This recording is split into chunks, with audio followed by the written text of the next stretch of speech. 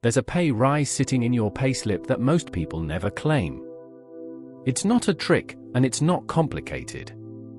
It's your workplace pension, and specifically, the money your employer and the taxman put in alongside you. Ignore it, and you're literally leaving free money on the table. Let's fix that. If you're employed in the UK, aged at least 22 and earning over £10,000 a year, your employer has to put you into a workplace pension automatically, and they have to pay in too. It's a long-term savings pot for retirement that you and your employer both feed every payday. Most people are already in one and barely notice.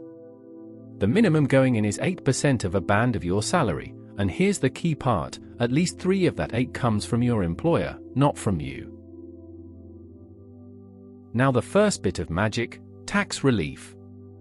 When you pay into a pension, the government refunds the tax you already paid on that money. So for a basic rate taxpayer, every £80 you put in becomes £100 in your pension. The taxman tops up the other 20. If you're a high rate taxpayer, it's even better. £100 in your pension can cost you as little as 60, though you may need to claim part of that back yourself. Either way, money that would have gone to tax goes into your future instead. Then the second bit, and this is the one people throw away: your employer's contribution.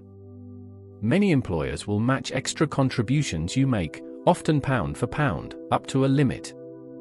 Think about what that means. You add 1%, they add 1%, that's an instant 100% return on your money, before it's even invested. There is no legal investment on earth that reliably doubles your money the moment you put it in.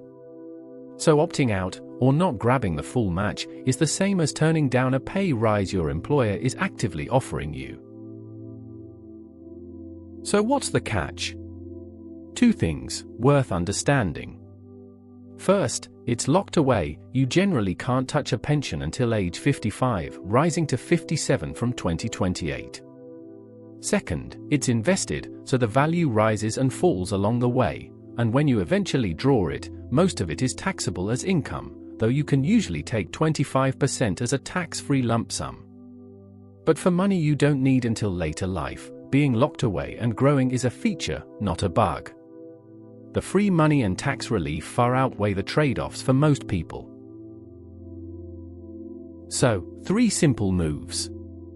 1. Don't opt out. Staying in is almost always the right call.